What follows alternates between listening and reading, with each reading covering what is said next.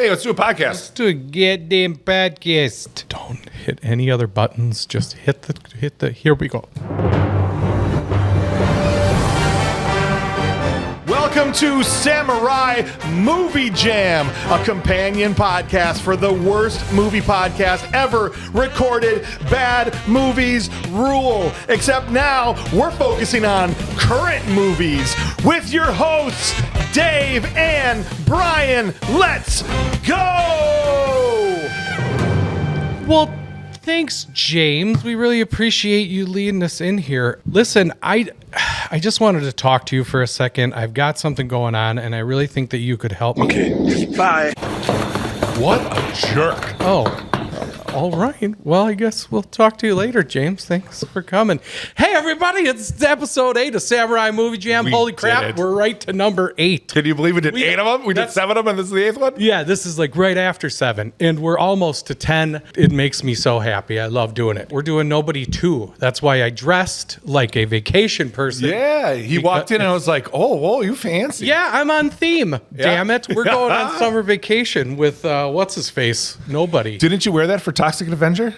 Oh, yeah, I did. Don't do that because it comes out after. Could you just edit this part out where you f***ed it up? Yeah. That would be great.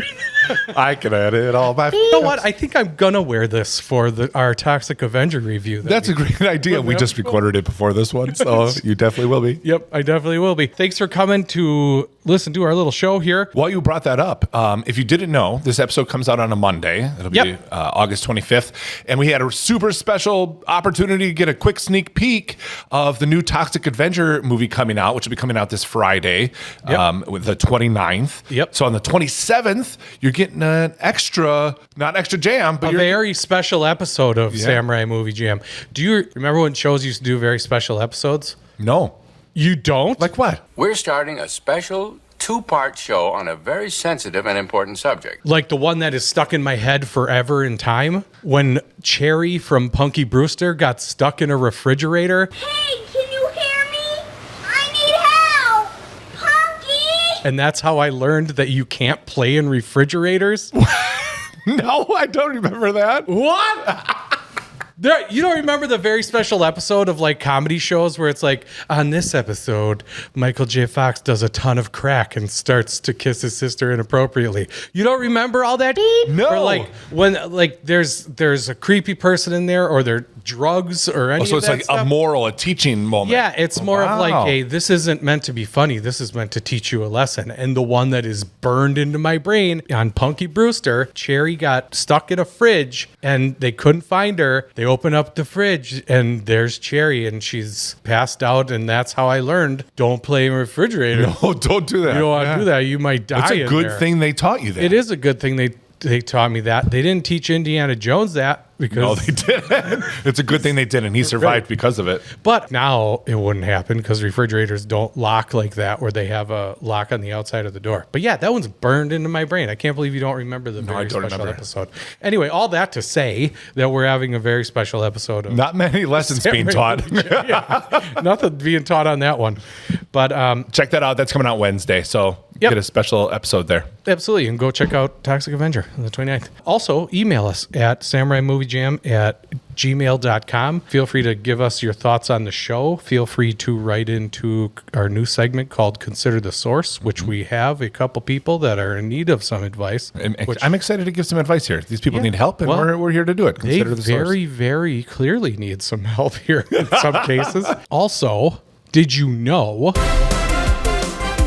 that the gravitron is statistically linked to the highest number of fatalities amongst carnival rides? I didn't know that. I suspected being on that thing as a child. And now we're talking about the one where the walls go up on the sides and everything, It's right? basically, it spins so fast it pins you to the wall. Yeah, Yeah. nuts. And I remember kids, the wall slides up at one point and whatever. And I remember the dumb kids that were just like crawling around Trying on to the move walls around, and whatever. And it doesn't surprise me that one kid probably got slammed on his stupid little head when he was when the ride stopped, and he was still like, "Look, I'm upside down," and then got his head smashed in a whatever. That's a good fact to bring up for this episode. It is. Dangerous carnival rides. Right. At amusement parks. There's a plethora of them in this one movie. at one point. You will hear more about those very dangerous carnival rides in our spoiler discussion on Extra Jam, which is on Patreon, which you should join.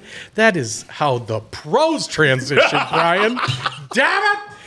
God, Turner, we really lucked out on that That one. was so lucky. How did we even pull the bus back to straight, Keanu Reeves? Good work. We've got a 90-degree turn coming up. Everyone, one side of the Lean bus. to one side. We need to transition into the Patreon. Gigantor, lean out the window. The whim of a madman. I like that. But yeah, go to Patreon. Check out Extra Jam. We're going to do that. We're going to talk about dangerous carnival rides. I remember one time at some carnival when I was younger, I got an unlimited pass to go on the rides. You know, you get the bracelet and you can just ride it as much as you want. And I just kept going, spin it again, ride man. And me and some kids that I was with just kept gravitroning. Oh. And now I can't go on a spinning ride because I will get nausea. Did you get For sick sure. that day? Oh, yeah. Yeah. I didn't throw up, but I eventually got like, What? something in me What? is going to come out of me soon if I don't get off this ride. Yeah, everything is plastered to my spine. Right. Yeah. Everything is in the back. All of my guts are on the other I side. had saggy skin on the front. My eyebrows were above my ears. That's what happened. This past week, you said that you watched a ton of movies, and we're going to talk about what we watched later in the episode. But I didn't watch a ton. I was able to squeeze two in, actually, just yesterday. Okay. But I wasn't able to watch as much because we went on vacation. We went up north, like 5 hours north to Spooner, Wisconsin. Oh, good old Spooner. Spooner, yeah. And we did a lot of fishing. We got a boat. It was really fun. We had to make a run for ice and beer and whatever. We stopped at this gas station. We had passed some Amish people in a buggy and, on the way. And there was a booth set up where they were selling some stuff. And my buddy that I'm with is like, oh, I got to stop and just get some stuff. What? Amish stuff? Yeah. So he was like, What? I'm pretty sure there's peaches over there, jar of peaches. And so he went over there, he came back and he had a jar of peaches and pickled beets. I was like, what are you doing, man? Yeah, you don't know how many cats they have while they're making that stuff on their counter? It's like an office potluck. I What? would not ever touch stuff in an office potluck. Hey, what if a taco truck didn't use electricity? That's what you get from the Amish stand. I just have that phobia of I don't know what your kitchen looks Yeah. like. I don't know where you masturbate or how you do it or when. I don't want to Don't eat do it your in the food. kitchen. I'm not eating your Jell-O fluff. Yeah. When those office potlucks happened, I would go beeline to the bag of Doritos. Dude, for sure. It's freshly sealed, busted open. Thank you, everybody, for contributing, and put it on my plate and head back to my cube. I changed careers because of office potlucks. I got so fed up with the guy leaning on my cubicle and going, hey, Dave, what you bringing for the food day? And I'm like, a gun, probably. Get out of my cubicle. I'm so glad I'm not in a cubicle anymore. Sorry to everyone who's in a cubicle, probably listening to us in the cubicle. Yes. Bless your Escape. heart. You can escape. There's so much outside. Go meet people. I couldn't stand it anymore. It was terrible. Don't eat the salad. I don't care how many layers there are. No. Don't It's eat been their out too salad. long. If it's been out for a minute, it's been out too long. And you don't know where the dick beaters have been. You don't know what their fingers touched. They're All the probably cats walking all over it. Honey, you got boogers all over your face. Wipe. Crap, I forgot about the cheese on this taco dip. Sprinkle, Blip. sprinkle, sprinkle. Now you got kid boogers on your taco dip. Just we got to stop talking about it, honestly. Perfect. I did the fattest thing I've ever done in my life. Oh, fun. I was watching a movie because I wasn't feeling good. And my beautiful wife had brought me a chicken sandwich, a crispy chicken sandwich, and I ate it. I put the plate off to the side of me and I continued to recline and watch this movie. I realized, I would say 15 to 20 minutes later, the amount of crumbs that were laying on my shirt. Yeah. And I ate them. You don't tell people that, David. It's the fattest thing I've ever done in my life. That sandwich was so good. You're like, oh, there's morsels. Brian, I wasn't even conscious of. I just started like. And then finally, what am I doing? Like a freaking bird off of your belly. Like, Shannon, I ate all the crumbs off my shirt. That's the fattest thing I've ever done in my life. When is the divorce final? I don't know. She said, I'm going to let it slide this time. Okay. But you better knock it off. She's just going to feed you like that now. You're going to be reclined in a chair. She's just going to crumple it up and sprinkle it on your belly. Why would you do anything else? He eats just slower this way. Yeah. Just slap Doritos over my chest and just, he'll get him. He'll get him. There you go, movie. God, terrible.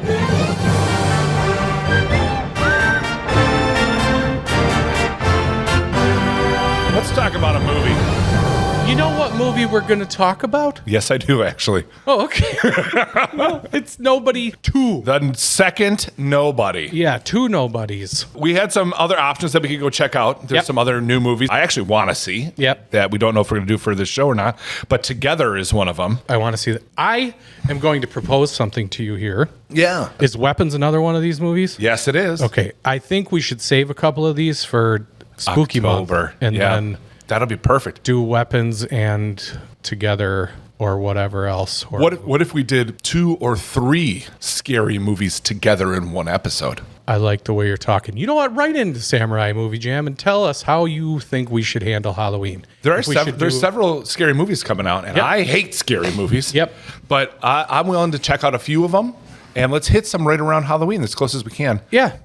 I'm thinking it's maybe around October 20th would be the closest we can get, but I'm not positive on that date for sure. But yeah, we can get one as close to Halloween as possible. And we already did 28 months later, so we've already delved into years.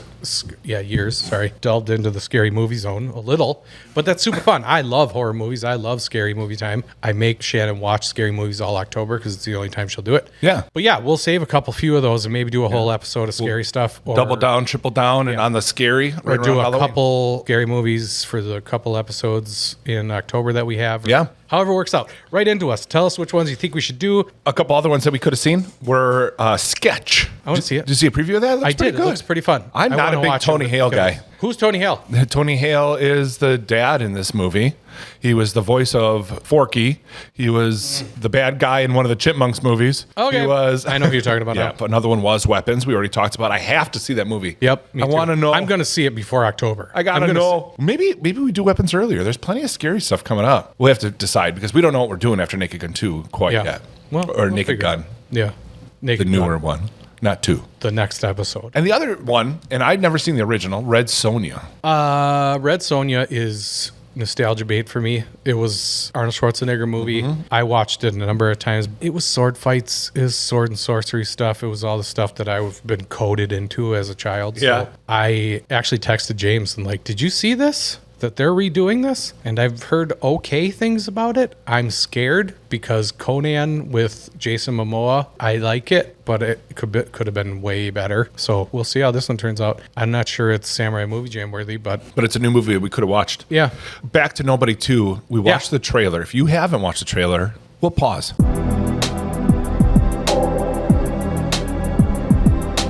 All right, that's the trailer. Dave, what were your thoughts after the trailer? All right, we get another Nobody.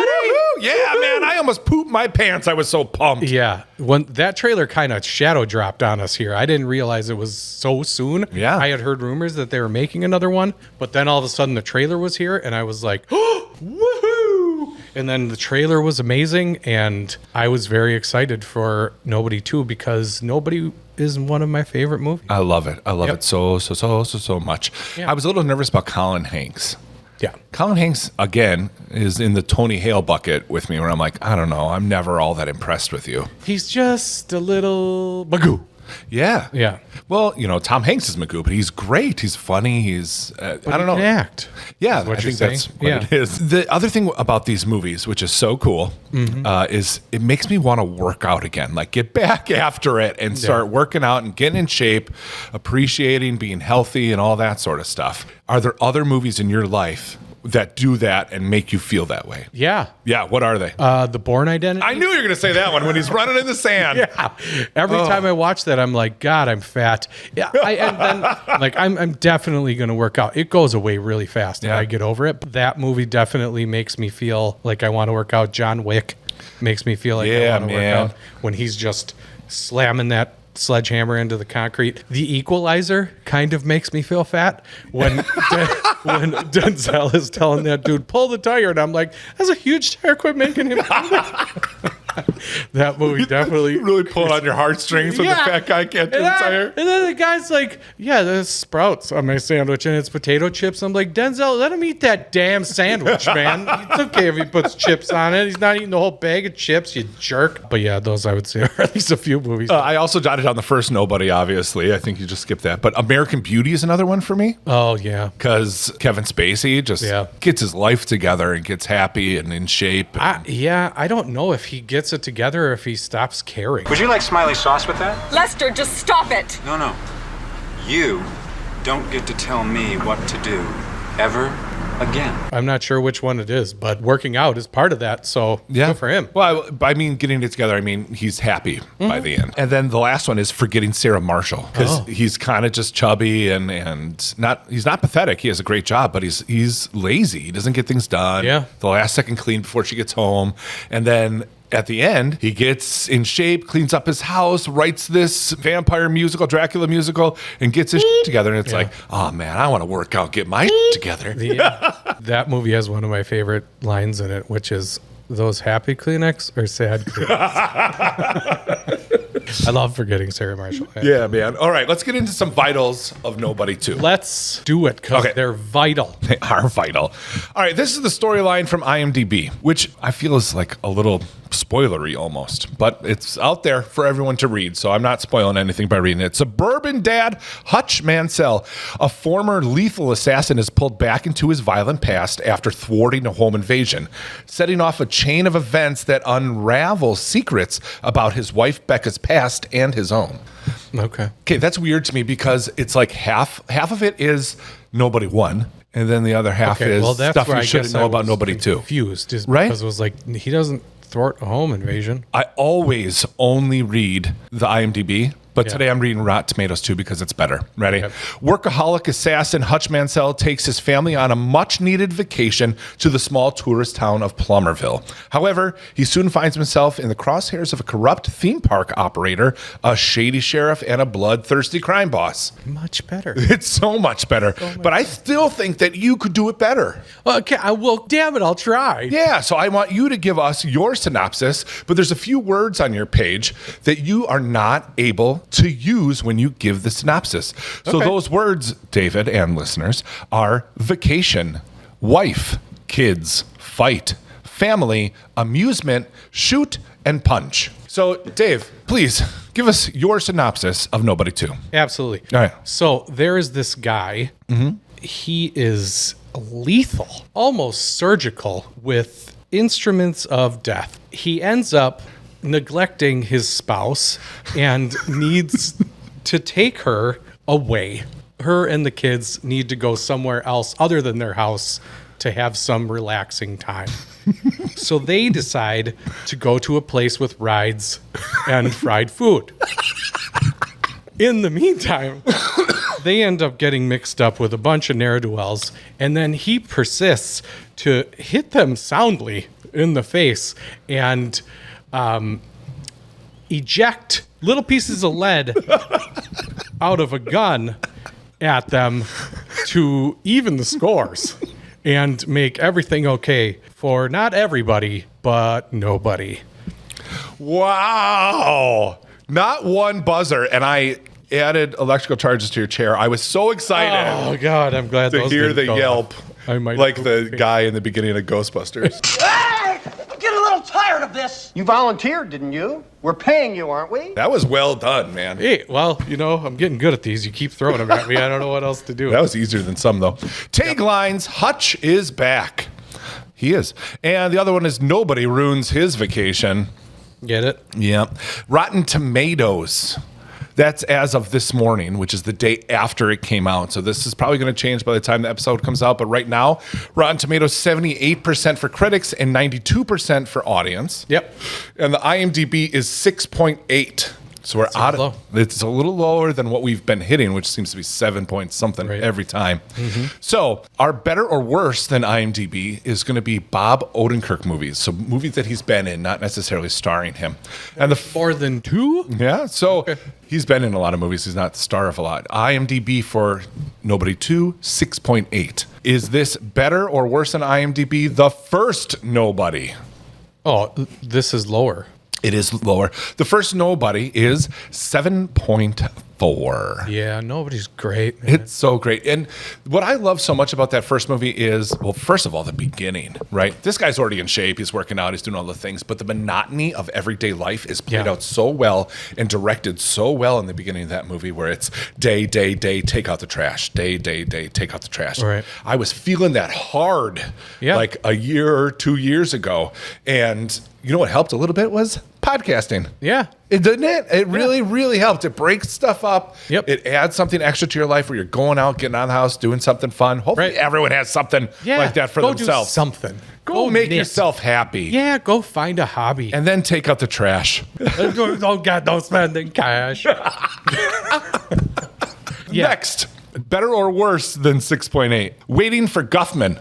This is better. It's not. Waiting for Guffman, 7.4, just like Nobody. I don't ever saw that movie. Do you like all the mockumentary stuff that they did? Christopher Guest stuff? It's like Borat. Okay. Oh, okay. It's like this should have been a skit. Yeah. It should have been even 15 minutes long. And they said, hey, can we put it in a bowl and add water to fill up a whole bowl? Gotcha. Put it in a whole movie. Okay. Some people love it the entire way through. I could pull moments that I go, okay, these 3 or 4 moments, just watch those. You'll get it. But there's great moments in that. Catherine O'Hara and I forget the other guy, they come in to audition for this small town musical. They start throwing out terms like, you want to strike this chair? We've worked in theater before. I could do that. That's a word, strike. You want to strike this? And their song together and choreography is so fun. What time is it? Haven't you been paying attention? It's midnight at the Oasis. I'll just send you a couple of YouTube clips and you'll be good. Perfect. Next movie he was in, Cable Guy. Better or worse than 6.8? See, I don't know, because initially I'm sure this was better than Cable Guy, but that movie's kind of found a renaissance and people think it's so good now. I'm going to say that Cable Guy is better than that. I think the electrical charge went off when you said renaissance. Well, I just hate saying shit like that where it's just like, oh, I'm going to try to sound super smart here and say a Well, word that has you five use the word ne'er-do-well in your synopsis. So That's because you took away the word family. I agree that Cable Guy has gotten more of a cult classic rating. Yeah. But it's still 6.1. Oh, all right. Which is crazy to me when Waiting for Guffman 7.4. I think I like Cable Guy better. But Yeah. all right, the Breaking Bad TV series. Do you think that's better or worse than 6.8? Better. Yeah, it does. 9.5. Shizzle. 9.5. Is that the highest score we've seen on anything from IMDb? From our stuff, absolutely. I don't think we've had a 9 on anything else. It's insane. Have you watched the whole thing? Yes, Breaking Bad? once. Yeah, me too. I've gone through it once. And I think 3 times I've gone through God it. dang. But I would put it on while I'm drawing or painting or Okay. just kind of have it going while I'm doing other stuff. I love that TV series. It's very good. And Bryan Cranston, he's so great. There's certain parts of it, though, that it's like, I don't want to watch it again just because, like, I don't want to have to deal with that. Jesse's stupid girlfriend, Jane, the whole thing's so stupid. It's like, there's certain things like, Jesse, for a lot of that show, annoyed the hell out of me. yeah. It wasn't even like, and I wanted to like Jesse. And when Jesse was good, Jesse was awesome. For a lot of it, he's just such a mopey dumbass. And I was like, ugh, do you know how cool your life is? Next one, kind of same theme, Better Call Saul. This is lower. This is lower. Yeah, Nobody 2 is lower. Better Call Saul is a 9. Gosh. I started Better Call Saul, but I couldn't really get into it. And I also just like, there's certain things about it. I was like, well, I know what's going to happen with that. Well, I know what's going to happen with that. And I'm not one to figure stuff out. Yeah. I am just like, oh, this is fun. And watch something without thinking about it or trying to figure it out. So if it hits me in the face, like, oh, well, that's going to happen. Then I'm like, this has lost its luster for me. Next movie, I bet you haven't even seen it. Clean Slate. What? The movie's called Clean Slate. I know, but what? Pretty sure it's from the 90s. It stars Dana Carvey, and it's basically Memento, but a comedy. He's a private eye. He loses his memory. He wakes up and has to like remember everything each day. Okay. I loved that movie growing up. Really? It's like a little guilty, nostalgic pleasure of mine. I don't think I've seen it. I didn't even know that Bob Odenkirk was in it. When I saw it on the list, I was like, oh yeah, that movie. Yeah. And then I looked, you can't even buy it. It's not digitally released at all. Unavailable? I'm pretty sure, yeah. Yeah, dang. That's how much, probably no one knows that movie. Well, so good thing we're talking about that one. That's right. Is it better or worse? This is better. Yeah. Clean Slate was 5.7. Okay. Incredibles 2, he was the voice of Winston. This is way worse than Incredibles 2. Incredibles 2, not that much better, 7.5, but still better than 6.8. And last one, Wayne's World 2. This is better than Wayne's World 2. Barely. Come on. 6.2 Wayne's World 2. I don't like Wayne's World 2. Yeah, compared to the first one, right? If it was on its own, like, okay, fine. But compared to the first one, definitely not as good. Director of this, Timo Tjahjanto. I know him. Mm-hmm. This is his American directorial debut. He's known for his ultraviolet Indonesian action films. Like Ang Bak? Well, here, I'm going to fly through a list of that's on here. Okay. You feel free to pause me or talk about them afterwards. Let me know if you know any of these. ABCs of Death. Yes, I've heard of it. Yep. That's an anthology where everybody directs a letter. Oh, okay. So he was part of that. VHS 2 and VHS 94. Yeah, these are all horror movies, but they're like anthology ones where I've seen all the VHSs. It's just called Killers. Yeah. But it's not the one with Ashton Kutcher. Headshot. I think I've seen that. May the Devil Take You and May the Devil Take You 2? I don't know. The Night Comes For Us. Night Comes For Us is great. You saw that? Yeah. Wow. And The Big Four. Oh, that's a newer one too. I thought maybe you would have saw that one too. No. That's crazy. I didn't know any of those because I don't watch ultraviolet Indonesian action films. They're very violent. So yeah, you won't like them. But upcoming, okay, Beekeeper 2. Come on. Yeah, he's going to be directing Beekeeper 2. I'm down. All right. Yeah, I love Jason Statham. Yeah, Beekeeper's great. Much better than A Working Man. Yes, for sure. For sure. Yep. Not that Working Man was bad. It's just, it was a completely average Jason Statham movie. Yep. Writers on this, Derek Kolstad. Kolstad. Oh. Who was born in 1974 in Madison, Wisconsin. Well, hey, welcome, local. Yeah, he's from Wisconsin. Okay. Let's jump around. But we've talked about him before. He's been the writer for John Wick 1 through 12, Ballerina. Dave almost spit out his water. He did the first Nobody, Die Hearts, and he's credited for 26 upcoming projects. It's a lot. How do you work on that many things? Doing? Unless you typing with your toes? Right. Unless he wrote it and it's just stored. It's in pre-production. It's right because it's writing stuff, so it's not like he's just like working on it right now. Yeah, but 26 upcoming. Tim Sheridan is like that. How are you writing all this stuff? I feel like he's written everything. He's the Yellowstone, Landman, all those guys. Great show, by the way. You ever seen Landman? Landman. No, you told me to tell my dad to watch that. Yeah. Yeah, my dad's always like, oh, I like these Western stuff. I like these Western stuff. And you're like, oh, tell him to watch Landman. Hey, Dad, watch Landman. Well, tell Dave that I can watch whatever I want. And I'm not just watching Westerns all the time. Well, it's not a Western, Brian's dad.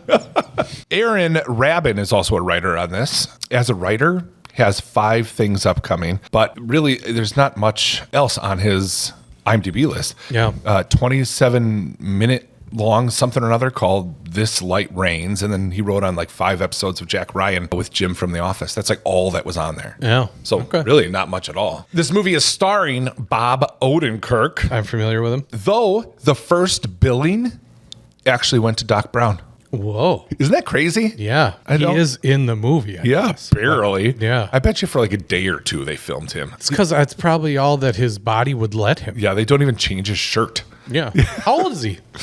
Well, here, let me look it up. Hold on. Can you believe Christopher Lloyd's 86 years old? 86? That's and insane. he's still almost in a movie. First billing. We basically went through Bob Odenkirk's filmography with the better or worse, but the only other thing I wanted to mention was Mr. Show. Do you ever watch that? No. I've watched bits and pieces of it. What I watched, I liked. He's done a lot of comedy stuff until now. Yeah. Well, I mentioned Christopher Lloyd. Obviously, we all know him from Suburban Commando. One of I my was frozen Yes, today. I was waiting for it. I thought you would say it right away. Yeah, I loved that movie. That was one I watched a ton growing up. Yes. All right. Yeah, I really liked that movie. He was also in Taxi. Did you ever watch that when you were younger or with your parents or anything like that? My parents watched Taxi a lot. I can hear the theme song right now in my head. How's it go? Nope, I'm thinking of MASH. So okay, I was about to do the MASH theme. Went nope. But singing about taxis. Ready, go. Do the MASH theme, but with Taxi. Yeah. Taxi is the show about taxis. They never drive cars, and sometimes they talk. They're always in the garage with Danny DeVito, and he is very grumpy. Perfect. That was it. I remember that. Yep. Obviously, he was in Back to the Futures. Great Scott! He was in Yep. Clue. Yep. Adam's Family. Yep. He was Switchblade Sam from Dennis the Menace. Okay. You don't remember that? No. Shut your yap. That's what he said, actually, in the movie. Okay. And he was Al in Angels in the Outfield. Yeah, I remember that. You like Angels in the Outfield? I've only seen it once. I'm okay with it. It's fine. Favorite movie for you? No. Oh. Not even close. I'm not a huge sport guy. And Yeah. so, like, even sports movies, I'm like, they're fine. Whatever. I have a few that are just nostalgic and I love watching. So Yeah. that one, Rookie of the Year. Yeah. Jinx, you owe me a Coke. No. I don't have any Cokes. Also in this movie, Connie Nielsen. She was also in The Devil's Advocate. She was in Rushmore, which I barely remember. I watched it when it came out. But she was in Gladiator 1 and 2. Okay. And she was in Wonder Woman, Justice League, etc., as Queen Hippolyta. Yep. She was Wonder Woman's trainer, I think. Yeah. Yeah. Queen? Her queen? Her queen. Let's call her the queen. But, like, queens all fight, so I don't know. I guess she had a different trainer girl. I don't remember. I was so mad at the second Wonder Woman movie. I actually have not watched it, 1984. Don't watch that. I want to, only to see how Kristen Wiig does. But obviously, I'm not clamoring to get there. I just haven't watched it yet. I actually own it. I think I bought it. Really? Like, let's watch all the DC movies. And then I just haven't watched that one. It's another one of those we win with the power of love. Baloney. Hate it. Also in this, Sharon Stone. Oh, yeah. All right. Name your one favorite Sharon Stone movie. Catwoman is a lie. She's terrible in that. My favorite Sharon Stone movie, it's a toss-up between Total Recall and The Specialist. Oh, all right. Well, you can have both. Do you know what The Specialist is? I don't. It's the movie, I think it's called The Specialist, with Sylvester Stallone and Antonio Banderas. Nope. Where they're both assassins and... Nope. Well, mark that on down there. Yeah, mine for Sharon Stone, I'm going to do Action Jackson. Shut up! I can't. It's my opinion. Yeah, you can. You can shut up because I know that's a lie. You don't. That's not your favorite. No, it would be Total Recall for sure. Yeah. But you already took that one, so I went with a different Well, no, one. you can have that too. It could No. be both of our favorites. I don't share. It's like when we go to a restaurant. Everyone needs to know this. Yeah. When we go to a restaurant, Dave never orders first because he doesn't want me to order the same he'll copy thing as me. him. You always copy. So when we get up there and I order, I'm like, well, what are you having? And he doesn't do it. Not telling you. And then I'll be like, do you want to share something? Nope. Should we share something together? No. Never. I I do always have to read- order first so we don't have identical foods. Yeah, because It's too cute otherwise. It's too weird. It's like we could have made a dinner together then if we're gonna both eat the same thing. I remember vividly, just as far as my youth and becoming a man, I guess, when she wraps her hands around, you can tie me up. If you don't trust me, you can tie me up. I like girls. That's neat. Heck yeah. Yeah. She's great. Yep. Total Recall. Yeah. Next, Colin Hanks. What's your favorite Colin Hanks movie? Oh, Yeah, he was good at that. Mine is Get Over It oh, okay. with Kirsten Dunst and never saw it. Cisco. And Oh, is that the cheerleading movie? Nope, that's Bring It On. Ben Foster, it's one of his first movies. He's got red hair. And Martin Short's in it as the theater director. Sounds familiar, but I don't think I saw it. Oh my gosh. You should. No, Yeah. I don't want to. No, thank you. You like dancing and singing and all that stuff in all When these Channing movies? Tatum does it. Oh my gosh, I got to write that down. No, you don't. No, you don't. It may not be today, but it's going to be a day where you get I don't want that it. as your homework. I'm sick that day. Get over it. Martin Short is worth that. There's a girl that gets hurt, a sandbag from the theater wiring or whatever, falls down and it hits her and she ends up on the ground and basically it hurts like her front region. And he asks her a question. You know he's just improvising this whole scene, right? Yeah. Asks her a question. She says something. He's just like, no, and keep icing your front bum. Swelling continues when you don't ice, and I need you. Not really. I have somehow stumbled into him hosting the match game lately. Yeah. It's very cringy to watch as a show, but Martin Short is funny and is like, he constantly rips on all the actors on there. So, dude, Conan O'Brien says Martin Short is the best insult comedian there is. Oh, yeah. He's very good at making people feel You would never think. Yeah, no. But if you listen to his stuff, he's real good at it. Absolutely. You would tell me if you had a stroke, right? Yeah. People are messing up. That kills me. Yeah. Really weird here. So I made this list of who was in the movie. Yeah. Before I saw the movie. And obviously then I go in and I edit. But I left this one in here because I think it's bizarre. Michael Ironside is credited for this movie. Do you know who he is in the first movie?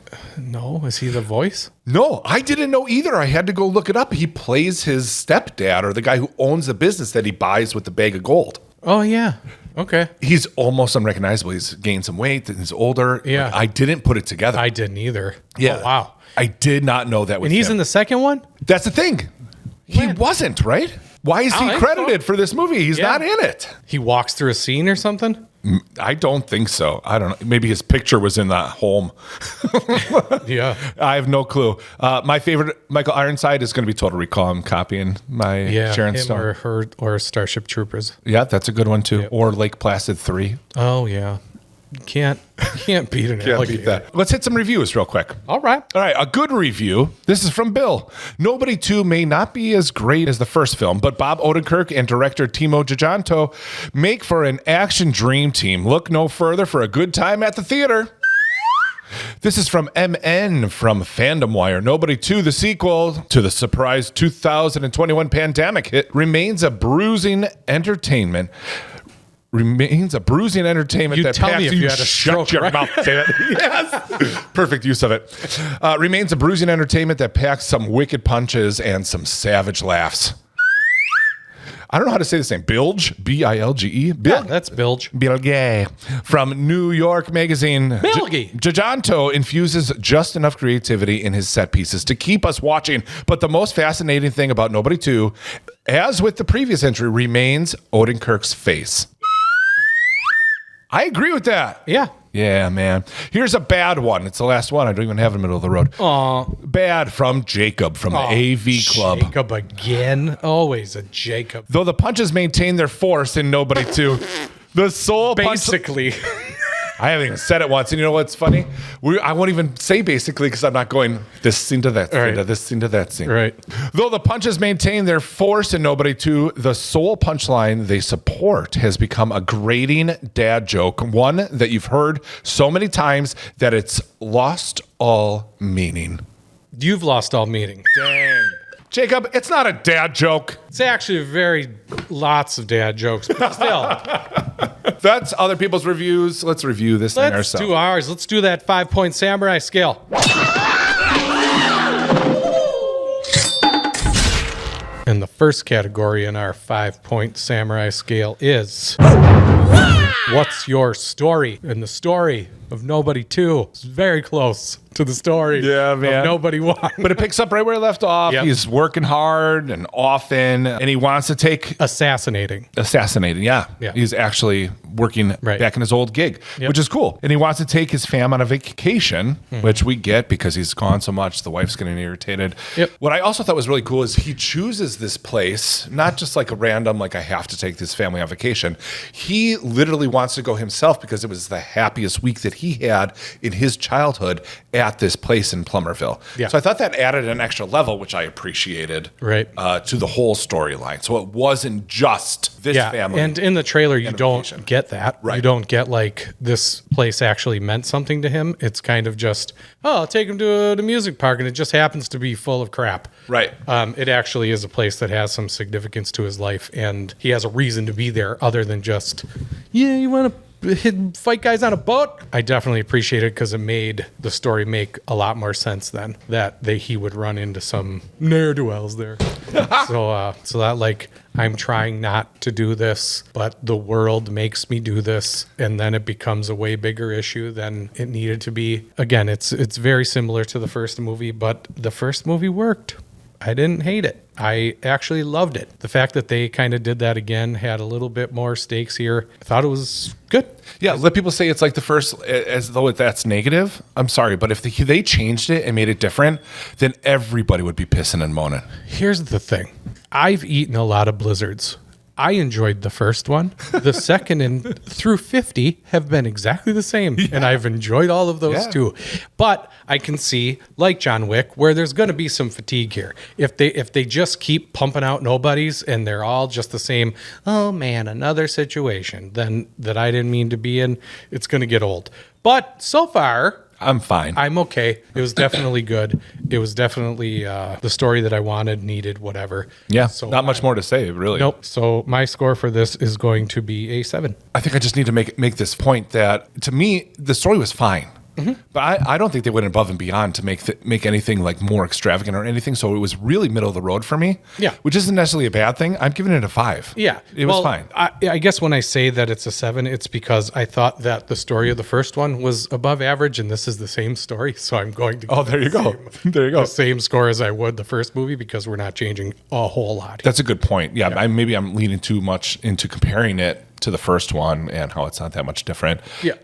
Yeah, that's a good point. I'm going to stick with a 5, though. Okay. Our next category here is Did you act right? How did we feel about the acting in here, Brian? Sure. Colin Hanks was actually better than I expected. Yep. Out of all the things I've seen him in, he was more mature and actually was an authority to me. Yeah. He was intimidating. He was pretty good, honestly. Yeah. Bob Odenkirk is awesome. Yeah. I love him in these movies. The review that said the best thing is his face, it really, really is. Yeah. Him making the faces and fighting, and even the moment where you see it in the trailer where the guy slaps the back of his daughter's head, just you see it in his face that, like, if you wouldn't have done that, we would have just walked away. There are so many times in the movie where his face is a monologue.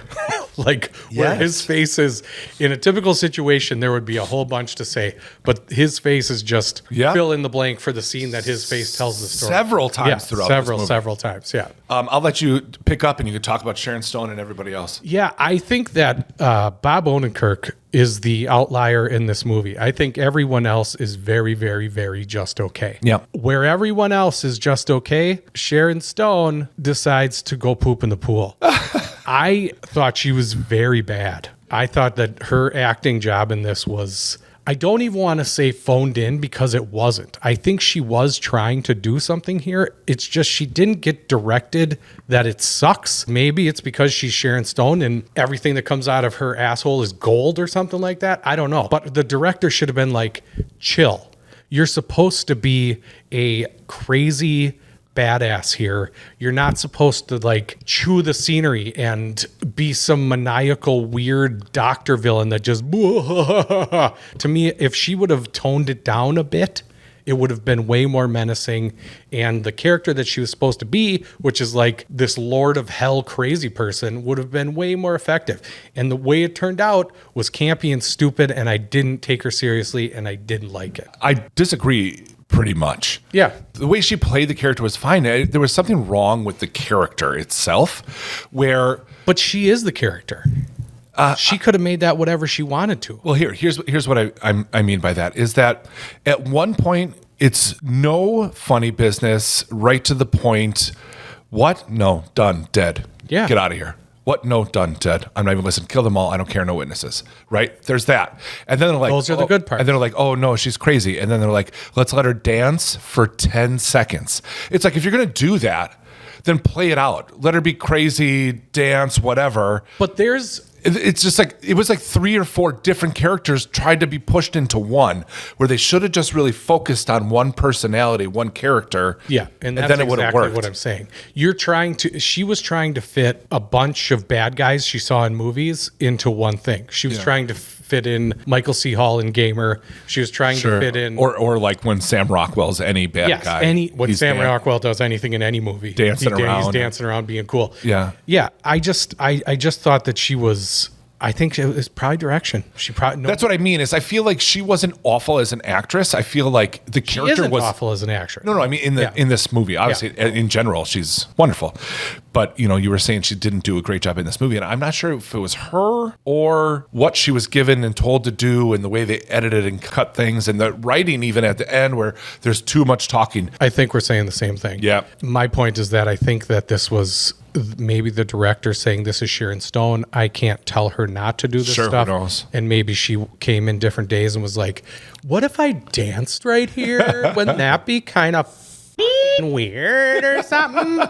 Yeah. So acting is, unfortunately, it takes it down to a 6 for me because Bob Odenkirk, if it would have just been him and his okay co-stars, probably would have been closer to a 7 or 8.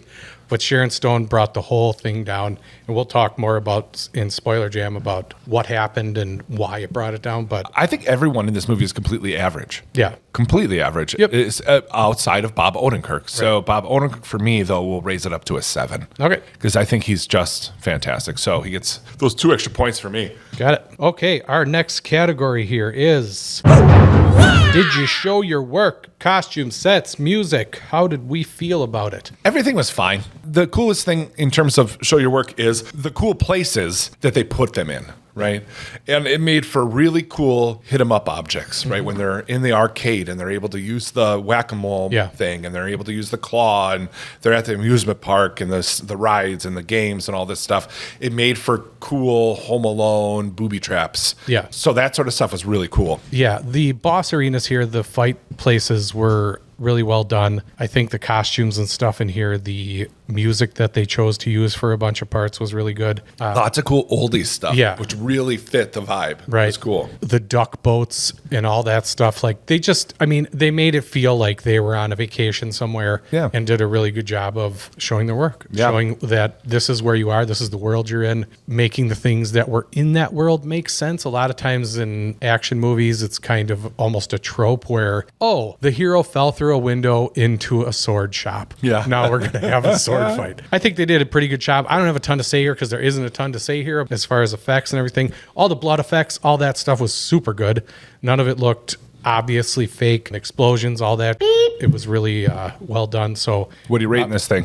I would say that this will get a 7 for me too, as far as showing your work. A little bit lower. I'm going 6. Okay. All right. The next category we have here is did you bring the badassery? And holy you sure did. Yeah, that's all you wanted from this. Right. Yeah. This is the reason you went to go see Nobody. This is the reason you went to go see Nobody 2.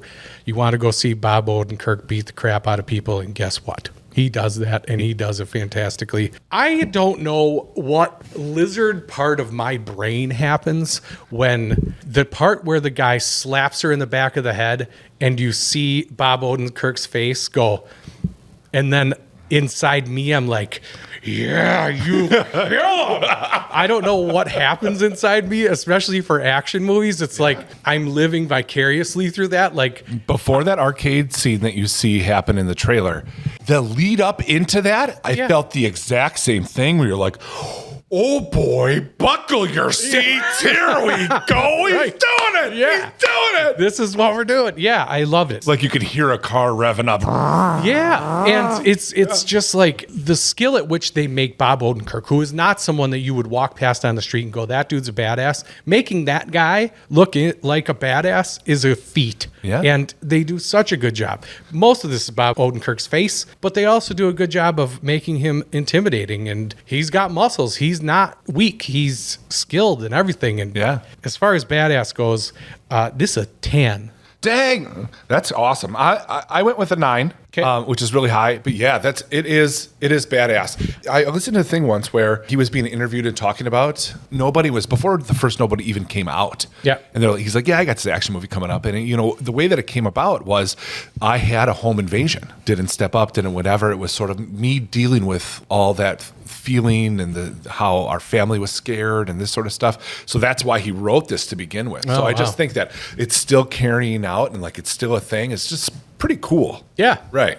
That he's somehow dealing with this by making movies about killing everyone. Yeah. That's a little psycho. Ain't it? Well, psycho or like, would you do that too? Yeah, I guess would so. too. If I had the means to make a badass movie about myself and you want to break into my house, I'll show you a movie about what could happen to you. All right. And our last category here is Did you keep your promise? And Brian, do you feel like through the trailer and through the credits of this movie that Nobody 2 kept its promise? Yeah, talking about like how good was this movie compared to the trailer, compared to what we know from Nobody, Bob Odenkirk, what did you expect? It was Nobody 2. Right. It was Yeah. the second one of the first one. It was exactly what I expected. Exactly. And anyone who has any sort of qualms probably didn't like the first one either. Right. This is great. It's a second installment. It's probably not as good as the first. It doesn't hit as hard because it's not the first one. No. It definitely, for me, kept its promise. Yeah. What's your number? 9. 9. Okay. That's a big number. I will echo that, I guess. It's more Nobody. Other than some stuff that I will talk about in the spoiler session here,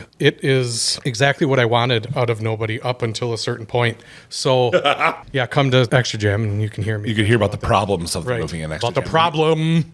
Well, Problems. there yeah. are a couple. Yeah. So please come and listen if you want to hear about those. Everything else that you saw from the trailer is all the stuff we liked. So Yeah, Nobody was great. This is great. I'll watch it again. It kept its promise, full stop. I didn't think there was any part of it where I was like, this isn't the movie I wanted. So I'm going to give it an 8. All right, you do some math. I'm going to do some math. Before we give the final score, I'm going to hit you with some Would You Rathers. These are movies that either have a 6.8 on IMDb or a 78% tomato meter. Yes, sir. Number one, and I'm only throwing this in because we just watched it and reviewed it not too long ago, 28 Years Later also has a 6. Oh, this. Yeah, for sure. Nobody Yeah, 2 over. right. 28 Years Later. I would say over any of the 28s, Yeah. I would watch this. Yeah. I wouldn't even pause at 28 to get to this. Yeah. It wouldn't even be like, well, okay, now I'll watch Nobody. Yeah, I'd be just like, be like, whoop, whoop, Nobody. Next one, The Ministry of Ungentlemanly Oh, this. Warfare. Yeah. That movie's fine. I may never watch it again, though. I'm going to watch it again. I actually bought it not too long ago because I was thinking about that movie. And when we first came out, I think we were disappointed. Yeah. Because from the trailer, this would get a low promise. The Ungentlemanly Warfare would get a low promise score because they showed the only 2 or 3 parts where anyone seemed crazy. Right. And I expected in that movie for them to be not psychopathic, but like a little bit more bonkers. Yeah. And everybody was just normal, I'm good assassin. That's because it was based on real people. Right. And I think they couldn't, like, well, this dude's licking knives clean. I don't think that they were going to do that for people that actually existed. So, Right. I don't need licking knives clean though, but like, then don't base it on real people. yeah. You know? Or it could just be like they're more just like laughing and, Yeah. and crazy and smiling and excited to do stuff and like, Yeah, I you don't know. want to talk about a movie that made me feel like I should go to the gym is Alan Richardson or whatever his name. Yeah. Anything that dude, especially in that movie, was like, you don't even look real in this movie. But I'm going to go back and watch it again. Knowing what it is now, I feel like a rewatch, I'd be like, oh, okay, it's pretty cool. Mm-hmm. And Maybe I it's will then, too. Henry Cavill's only chance to play a Bond character, basically. Yeah. The next one, this is same tomato meter, Deadpool and Wolverine. Yeah, probably watch Deadpool and Wolverine. I think I would too. Yeah. If it was regular Nobody, maybe? Yeah. I don't know. Probably still Deadpool, Wolverine. Yep. The Fall Guy. We talk about it all the time, but it's on the list. Same, rated the same. This one's tough for me, but I'm gonna go Fall Guy. Yeah, me too. It still has all the fun action, more Yeah. comedy. There's a little bit of a different vibe. I there. guess that's a good point to make. If I'm sitting there and I want to watch a Nobody, I'm going to pick the first one. Yeah. Still, even though this exists.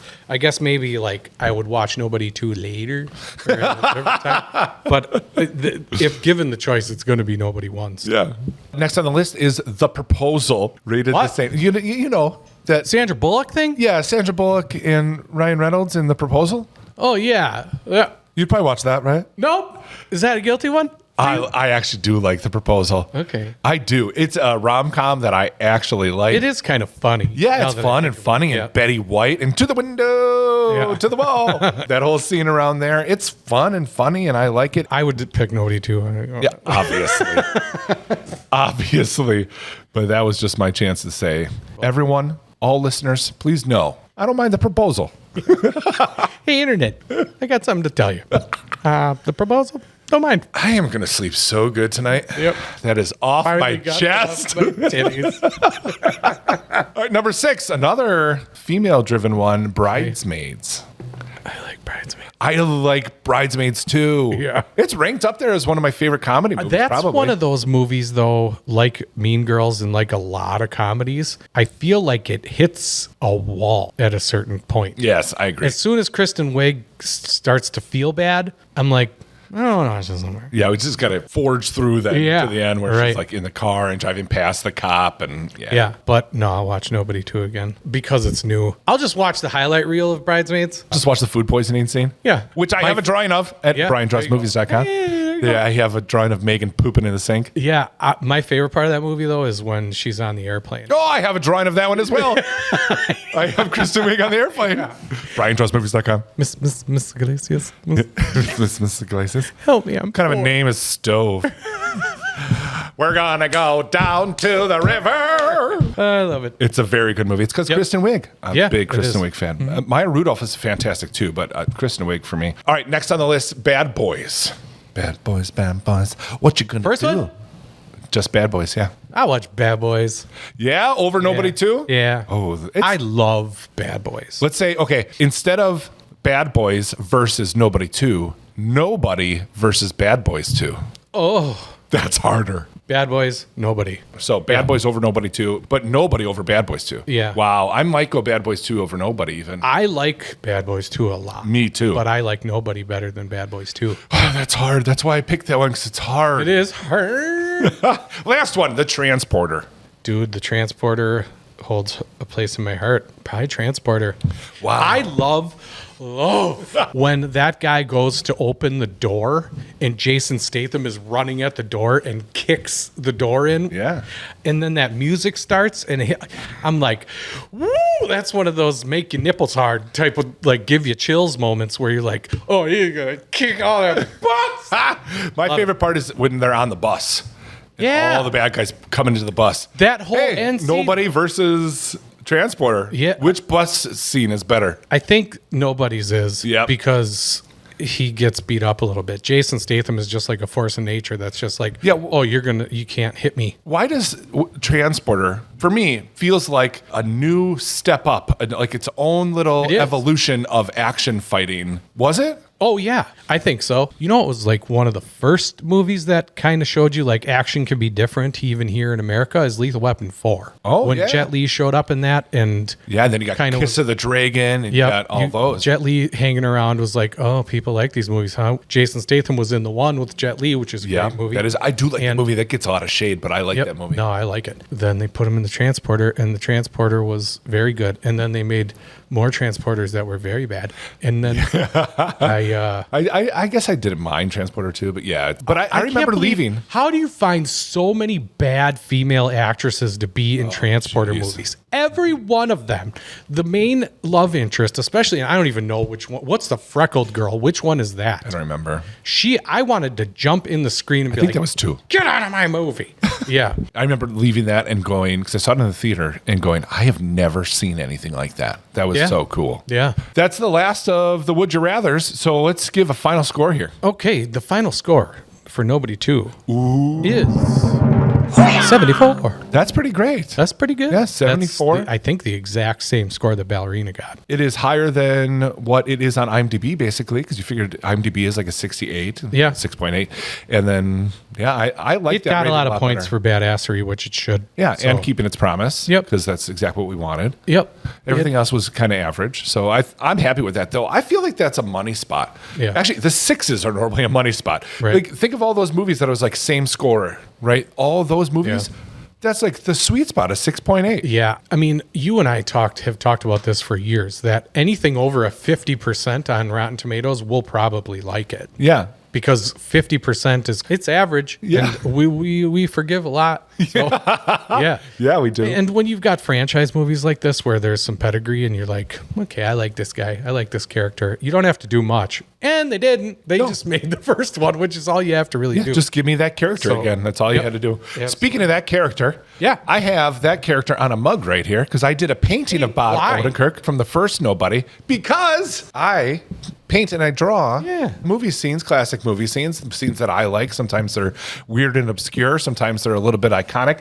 But you could see my artmovies.com. And you should go to that website and see his artwork. Yeah, subscribe to my newsletter. You'll see new things as they come out. You can follow me on social. That's another way to see new things that come out. But buy a mug, buy something for a friend, buy a print. Are you making a man cave or a home theater? Well, check out BrianJawsMovies.com. Yeah. We should do a giveaway. You know what? Well, just do it. Well, darn her. Yeah, chicken. I'll do it. Give one away. I Okay. dare you. How about this? You tell me. Between August 25th and August 29th, so the Yes. week that this comes out, any new subscriber to my newsletter on my website, I'll put them into a list. I'll randomize the list and I'll pick one and send you an email to let you know that you won your very own 15-ounce Nobody mug. Okay. Yeah? Perfect. That's the giveaway. It's your giveaway, man. August 25th through August 29th. Subscribe to my email and you'll be entered to win. Anybody else who goes there and sees something they want, you can have 25% off by using the coupon code SAMURAI. Yep.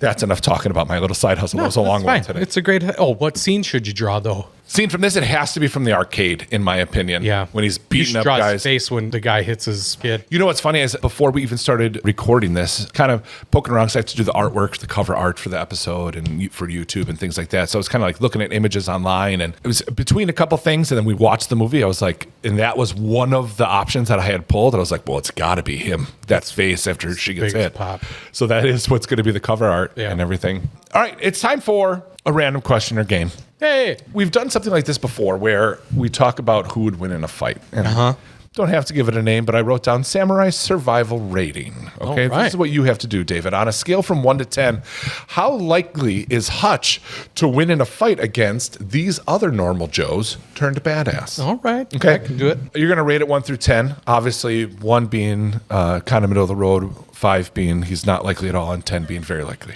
No. I'm just confusing you. 1 is dead. 10 is an absolute ass kick. Yeah. Who's going to win? Hutch or Hutch or Brian Mills, a regular dad who taps into an extremely lethal skill set to rescue his daughter in Taken? Hutch. Hutch. Yeah. But I'm not asking you who's going to win. Out of 1 through 10. This will be How difficult likely for is- him. I'm going to say a 7. Yeah, he's 7. 1 out of 10, he's 7 likely He's 7 likely. to He beat Brian gets Mills. 7 Hutch points Okay. against Liam Neeson. Anything above 5, he's winning. Yeah. Yeah. I think that's right. All right, next, Hutch or the NYPD officer John McClane, just visiting his wife, but ends up dismantling a terrorist plot in Die Hard. 0. John McClane takes him out? John McClane eats his lunch. Baloney. Don't tell me what my opinions are. Okay, the only reason I might agree with you is because by the time John McClane gets to Die Hard 4, he's obviously indestructible. Superhero. Yeah, that's just me having a nostalgia moment. Yeah, I for know. John McClane. Probably a 5. I think they're probably pretty evenly matched. No, I don't think so. I think Hutch kicks his ass. Hutch kicks his little... John McClane's a cop. Hutch I is an love Die Hard. assassin. I Yep. love John McClane. I Yeah. love Bruce I'm Willis. not- yeah. Hutch whoops his Preface. butt. Yeah, Hutch kicks his ass with a 8. I like that. All right. Yep. That works for me. The next one is Hutch or Robert McCall, a retired intelligence officer who takes justice into his own hands in The Equalizer. I think they're at a standstill at 5. Well, okay, so maybe if it was They're- hand-to-hand combat, I might take Hutch.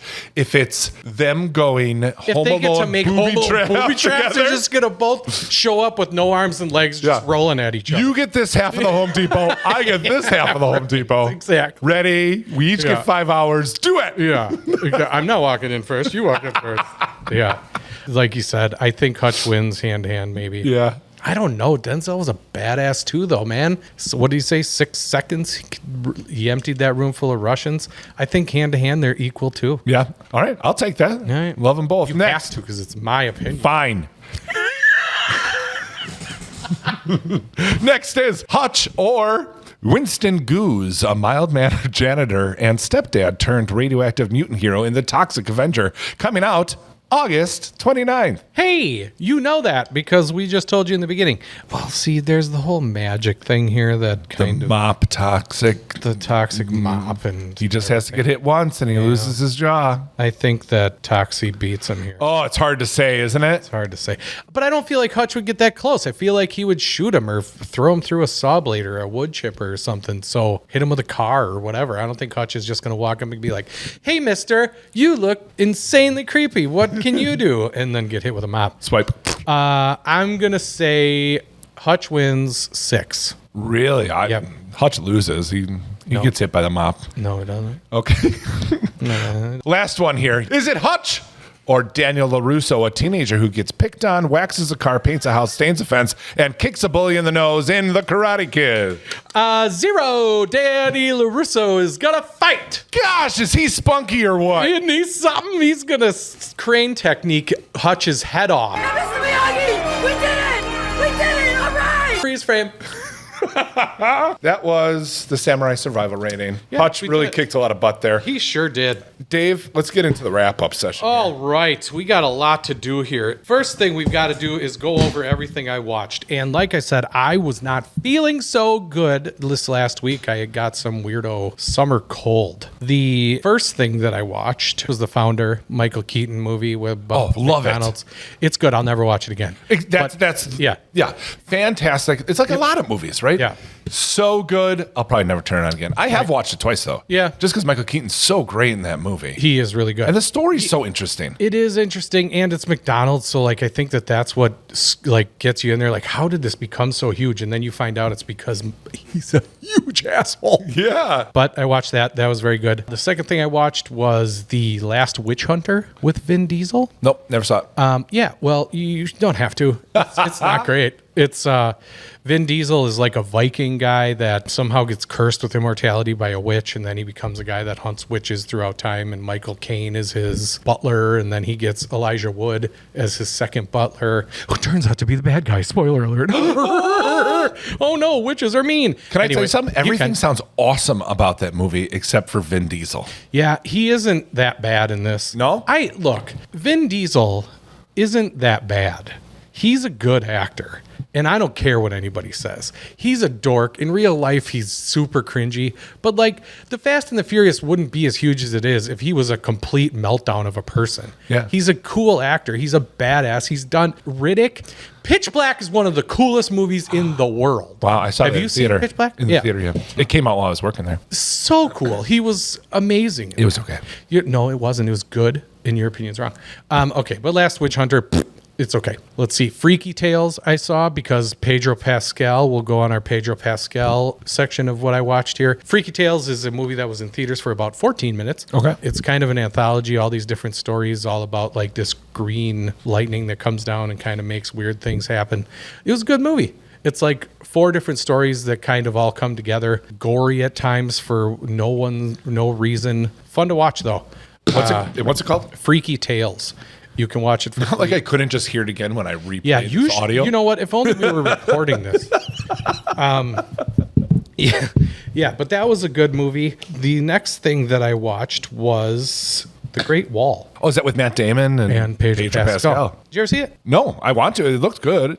During Fantastic Four, you were talking about movies that look decadent, or you said that Fantastic Four looks decadent. Yeah. The Great Wall is pretty decadent. Yeah? Yeah. Every clan of the people that guard the Great Wall from these monsters, they all have different colors. Their costumes are super cool. The crap that they do on the wall is super cool.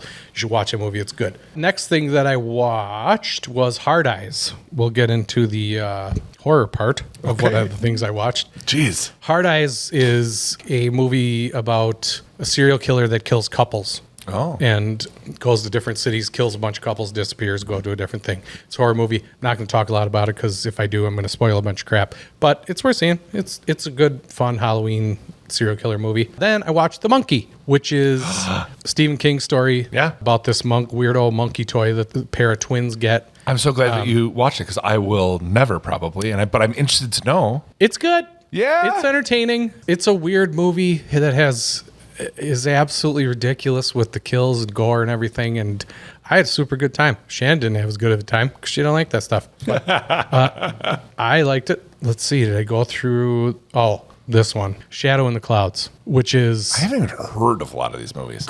What is her name? Susan B. Anthony. No. Yes. It's a story about 50-cent pieces. No, it's Chloe. Yeah. Yeah. She is a air sergeant and ends up on this airplane where gremlins are a thing, and they start taking apart. She's got her baby on board. The only reason I wanted to talk about this movie so much is because it has the stupidest thing I've ever seen in a movie. And I'm not saying that lightly. It is the dumbest thing I've ever, and I'm not even sure if I should spoil it or let you watch this movie because you're going to know instantly what I'm talking about, and you're going to go, that's what he meant. And then you can text me and tell me. You can make it the homework if you want to. No, maybe another day. You're going to watch it. Go watch it. Darn it. You have to now because we have to talk about that scene. It's so goddamn I know you're, dumb. I could listen to the playback, but what's it called? Yeah. Shadow in the Clouds with Chloe and Martin. Yeah, why don't you attempt her name again? That'd be a good idea. Chloe. Last thing I watched, and this is legitimately a good movie, was The Amateur. With yeah. I almost put it on last night, but I switched to something else, and I'll talk about that in a sec. But yeah. But this is the one where you guys didn't know what I was talking about when I brought this movie up a couple episodes ago, and I was like, it's the guy who played Freddie Mercury, and I couldn't think of his name, and then right, okay, yeah, no, Amateur is good. I won't say anything because spoilers, but good movie. Already on my list to watch, and I saw that it's finally available to stream, so definitely going to do that. Yeah. I only have two things besides the homework that I watched. And last night I threw on a movie that's called Worm, W-Y-R-M. The reason I did this is because when I was looking up the credits for Bob Odenkirk, Worm came up. And I know Worm because this other podcast that I listen to pretty religiously is called What Went Wrong. Mm-hmm. If you don't listen to that, you should. If you like movies and you like to be informed with actual information about movies, they are very smart and give you actual cool stories and facts about movies. If you don't like that, continue listening to us, where we give stupid opinions, don't remember people's names. Are you unpimping our show right now? So anyway, thanks for being here. But if you want to class it up a little bit, go to What Went Wrong, check them out. But the guy who runs that, Chris, he wrote it and directed this movie. Okay. So Bob Odenkirk said it was in Worm, but I realized that he was actually in some shorter version, so they must have made a short and then made the full film. So he was in the short. Okay. Even after learning that, I was like, I should check this out because the guy, Chris, also pimps my artwork, and hopefully this holiday I'll be able to feature some artwork on his show again. So I watched this movie. If you imagined a little bit more serious of a Napoleon Dynamite, but it was a good story too. Okay. It was a good movie. Where'd you watch it? Hulu. It was on Hulu. Okay. I've heard of it. But it was pretty good. You could check that out. The other one I watched, which was very good. Whoa! Was Life of Chuck. And I'm not sure that you could watch that without renting it or buying it. But it's free on Max, I think. Is it? I think. This is the Stephen King thing, right? Yeah, so it's based off of Stephen King. They tell the story kind of weird. It's like Act 3, Act 2, then Act 1. After Act 3 is done, I remember just like, wow. It's just one of those movies, and I don't want to pump it up too much, but it's like, you watch it and you're like, oh gosh, this is why I love movies, kind of a feeling. And it makes you feel good. It's a feel-good movie. It makes you want to like appreciate things in your life. And it was just interesting. Right. So it almost had like a Big Fish vibe to it, but not as... seen Big Fish? Oh, you should see Big Fish. I'm not even going to write it down. You should see Big Fish, but I have more important things to make you watch. Right. But it's not as fantastical. It just makes you feel good. It's fun. Cool movie. Tom Hiddleston, who's like the older version of Chuck, has this dance sequence. It's going to go down as one of the coolest dance sequences in a movie, I bet. Wow. It's just fun. Okay. And he does a great job in the dance. We stopped there. I showed Shannon 3 trailers, and we didn't watch that one. We didn't watch any of the ones, actually, that I showed her trailers of. But she's like, after the monkey, we're not watching your... She says that daily. Like, you pick. All right.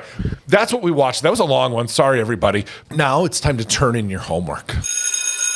I will start. My assignment for this episode was Unforgiven. Yes. With Gene Hackman, Clint Eastwood, and Morgan Freeman, et cetera, et cetera. Very good movie. Yeah. The actual story of the movie was less dynamic than I anticipated. I thought there'd be more That's what I like. to it. Yeah, it was very simple. Yep. Just kind of like 2 storylines, 3 storylines going along the same path. And it wasn't crazy, but It is a Western. Yeah. As Western as Westerns get. Simple story, simple things happening, cool lines, cool dialogue, badass Western. And I admittedly have never seen any of the old school Clint Eastwood Westerns, and Yeah. it made me want to. Yeah. One of my next movies I watch might be The Good, the Bad, and the Ugly, because Yeah. I've never seen it. So I would love The Outlaw Josie Wales is fantastic. Yeah? Yeah. You got to watch that. I would love to have a Clint Eastwood painting. So I got to find a good scene of Clint Eastwood. Right. Hey, thanks for that homework. Not You're very welcome. often you thank someone for homework. Yeah. All right, you're up. Turn in your homework. I watched Mitchell's vs. the Machines with the kids that night that you gave me the homework. Wow. And yeah, it was good. K-pop Demon Hunters eats its lunch. Whoa. But it's a good movie. I think you're wrong. It's too long. If I had a note for it, it's like this could have been shorter. There's a lot of stuff in there that didn't need to happen. They go to the place to kill the machines, and then bad happens, and then they leave the place to kill the machines, and then they go back to the place to kill the machines. But it's a good movie. It's fun. It's a good family. Yeah. I like the it was super cool how they did the animation with Hell the yeah. little That was my movies favorite thing. Yeah. Right. How cool, especially in the beginning when she's doing her little videos that she made and how it Yeah. bleeds into the actual movie, and Right. all that style is so cool. It was good. I appreciate the homework as well because Nice. it was a good movie. A+. A plus. That's what we should do. We should give it a grade. Oh. The movie that we watched. Look at what we're learning here. I know. Look at us. Look at the show coming together. It's Look just at the really show getting forming. better in front of people. And then watching 3 episodes ago, that's Okay, stupid. so Let's what not do grade that are you anymore. going to give Unforgiven? Unforgiven, I'll give it a B-. All right. I'm going to give The Mitchells vs. the Machines B. Wow, Yeah. that doesn't seem fair. I feel like Unforgiven should be better than Mitchell's vs. the Machines. To you, To you. Unforgiven is an A- to me. Oh, that's why, because that's higher in your brain. Yeah. All right, well, now we have to give each other homework for next episode. Okay. Something you have to watch before Yep. the next one. And since it is free and able to watch, Life of Chuck is your homework for Okay. next episode. All right. Life of Chuck is my work. Your work is The Specialist, the movie with Sylvester Stallone and Antonio Banderas and Sharon Stone. Perfect. Homework written down. Now we are to listener emails, of which we have none. So And that's okay. that's okay. Not Of this week. normal emails, 0. And that's all right. Normal emails are none. But for our new segment, Consider the source. We do have 2 emails for advice. The first one sounds like this guy's got a big problem. okay. This one is I'm from excited to see which one you read first. Jonathan Golab. Oh boy, here we go. His email reads, "Help me, please. I've been bleeding profusely when I urinate. My wife's been yammering on that it's because I clean my piss hole with a coat hanger and a used moist towelette from Red Lobster. I've been telling her it's because I'm allergic to Wednesdays. What's my best plan of attack to inform her that she's an idiot? Thank you." Perfect. Hey, John, there's a lot of things that we need to unpack here and figure out. The way you're cleaning it is a concern, and I'm sure that has something to do with it. But just as a public service message, if you ever see blood in your urine, please go to the doctor because something is vastly wrong. Now, yes. We need to learn, why is your pee hole getting that dirty? Yes. How are things getting in that you need to clean out? One possible reason I need you to remember, John, is that shellfish from Red Lobster belongs above the belt Right. until it's exiting you. Yes. And those most towelettes that you're probably using to clean it out need to be in the package when you remove them. You can't use them on your hands first and then put them on the coat hanger. In fact, I will step up that advice and say avoid them altogether because, in my opinion, they smell. And swiping your pee hole with them, you could be pushing away friendlies. Yeah, and I also am concerned that you're using a coat hanger in the first place. I don't know how much reach you need or if you're going in said pee hole with the toilet. I don't want to talk about pee holes. And the last thing here, it's really what your question was all about. Informing your wife that she's an idiot. And this is a difficult task to talk about with any spouse. Sure. You know, husband or Yeah. wife. What I would try is a good old compliment sandwich. Something like, gosh, you're pretty. By the way, you're an idiot. And also, I love it when you make me sandwiches. Consider the source. I'm not sure I can do much better than that. Bless your heart. We love you anyway. Thanks for writing in to Consider the Source, and good luck with that meeting with your wife. Like he said, compliment sandwiches are always the way to go. Consider the Source. Consider the Source. We got one more of those. We got one more. Dear Dave and Brian, I've really been enjoying Samurai Movie Jam as well as your addition to the Bad Movies Rule. Thank you so much, my man. I was thrilled on the last episode when you announced a new segment. You really can't help with this because it's already happened, but maybe provide some insight should it happen again in the future. I'm not sure if this is the kind of advice you were looking for, but here we go. The other day I was in the mall and had to use the bathroom. The man in the stall next to me was having a very loud phone conversation. It seemed very important. He was attempting to sell his new software, something to do with streamlining testing for heart attack, chest pain sufferers. That does sound very important. It is sound important, yeah. Yeah. My question is, what is proper etiquette? Do I flush and possibly blow his cover? Do I leave a floater and sneak out quietly? Or option 3, go full, who does number 2 work for? And nuke the whole deal from orbit. Signed, Michael Harding. Well, Michael, I have this to say as a salesperson. If you are taking sales calls while you are taking a deuce, you are a crazy person. Yeah. And you are rolling the dice anyway. I have often come across in my travels people that are talking on the phone while they're at urinals inside of stalls. It happens all the time. I don't know who they're talking to. A lot of times it sounds like family, so I can understand, like, they don't care if they hear me dropping a deuce here or whatever. But if you're on an actual sales call, you should be somewhere where there is no outside noise and where you can actually effectively seal the deal, not roll the dice of blooch, blooch, and every other noise that could happen in that thing. So I am going to put full blame on this salesperson and say, if you have to flush while he's doing that, then you flush the toilet. You don't leave a floater and have the next person that comes in behind you think you're a jerk because you didn't flush the toilet because that guy was taking a phone call inside that dang stall. You let him know. Maybe the guy will not get the sale and learn his lesson. That is Dave's advice for this situation, but as always, I just have one more thing to add, Dave. That's excellent advice. Consider the source. And that is a little bit of a health tip for Mike, because generally floating poop is not a cause for concern. It's normally just gas trapped within the stool, like a fecal hot air balloon. But it's caused by things like high fiber or sucking nitrous. However, if floating stools are accompanied by other symptoms like abdominal pain, weight loss, or full loss of your bowel system, it could indicate a digestive issue and warrant an extra visit to the doctor or maybe less visits to Taco Bell during the week. Consider the source. So actual floaters are a reason for concern. I would be concerned if you have an actual floater. So the flush of the floater, I think Dave solved. You might want to also look into the reason for the floater. Yeah, it's the same pee hole problem. I mean, we want you guys to be healthy here. We want you to keep listening. We want you to keep writing in. So, is anyone surprised that we say, hey, we'll give advice, and the two first that we get is a made-up potty one, and the other one is a real potty one? I'm not surprised whatsoever. Feel free to keep them coming. I will take more of leaning towards, this is the real thing that happened.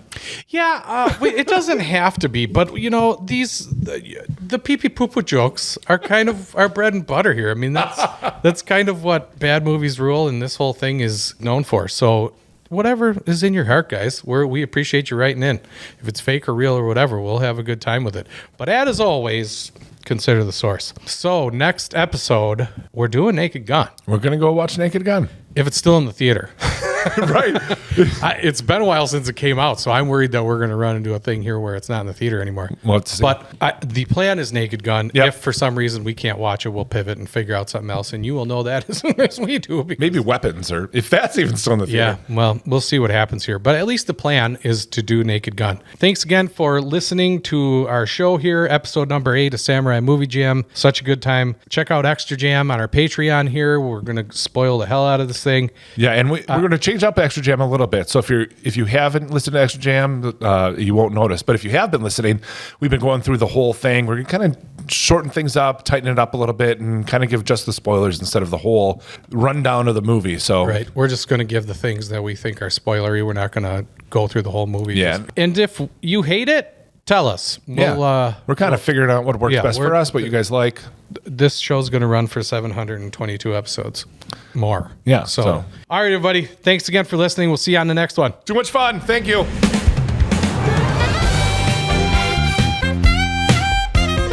Dinosaurs? You son of a bitch.